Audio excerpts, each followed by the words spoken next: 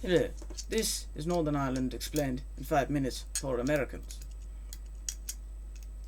Our story begins with King James VI of Scotland. He would merge the English and Scottish thrones and begin the plantation of Ulster, seeing many Scottish settlers come into the English-ruled Ireland. This would see many Scots settle in what is now Northern Ireland. These would become known as the Ulster Scots. They were quite Protestant, quite loyalist, and very, very much Scottish. The majority of the Celtic Irish population didn't quite like them, but they were mostly fine with them. Until Cromwell.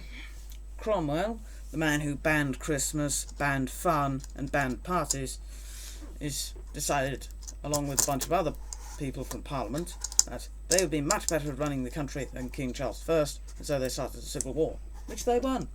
And then they cut off the king's head, banned Christmas, banned parties, banned sports, and just generally made everyone miserable and sad.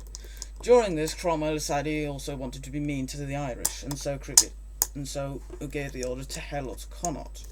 Any Irishman caught outside the province of Connaught was to be killed.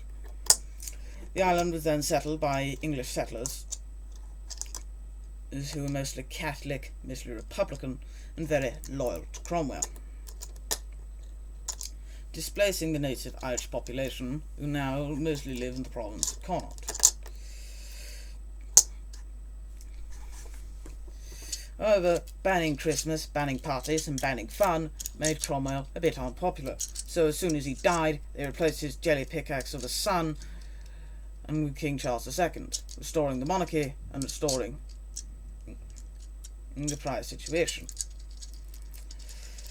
King Charles would die and be succeeded by James II of England. He would prove quite unpopular as he was very, very Catholic, and the majority of the Protestant population of Britain and the Ulster Scots did not want this. And so they brought in the Dutch king, King William of Orange. He would invade England with English support in 1688 and would gradually win control over the islands over the course of 2 years, finally reigning over most of the Irish island at the Battle of the Boyne in 1690, seeing King James flee to France, and henceforth Ireland was now in a personal union with Britain.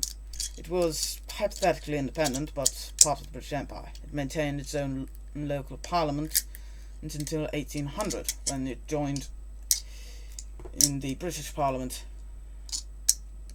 merging the two, creating the United Kingdom of Great Britain and Ireland. Through a wee bit of bribery. Then, in 1845, there was potato blight came to the Irish island.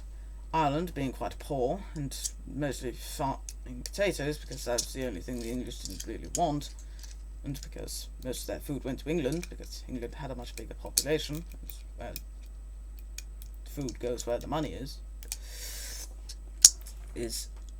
when potato blight struck the island, the potato supply was threatened, and many Irish starved to death or fled. The British government, being the British government, naturally it cocked up the response, and it's leading to over 1 million deaths. The Irish population still hasn't recovered.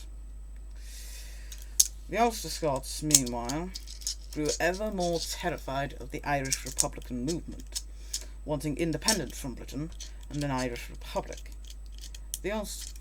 And these tensions would gradually simmer over until the year around of 1912, when the Ulster Covenant was signed, stating, "Even if Ireland becomes independent, we wish to remain with the United Kingdom, and we will fight to maintain this." World War I put a bit of a halt into the Irish Republican movement. Even though Home Rule passed, Ireland still wanted that independence, and so 1916, in Dublin Rising, and also Ulster sacrificed many boys. He's on the cold, damp shores of the Somme. Given this, sacrifice and the fact they wanted to maintain the industrially important city of Belfast, the British government naturally let the Ulster Scots stay. However, unfortunately, the border was drawn by the British, and so naturally the border was quite terrible, including two highly Republican, highly Catholic counties who did not want to be British. However, the Ulster Scots maintained their majority, and so hippity-hoppity, no civil rights for the Catholics, because, well, what if they displaced the Ulster Scots? That couldn't be allowed to happen. So, over the course of time, naturally, it would come to a resurgence. And in the 1970s, beginning the Troubles.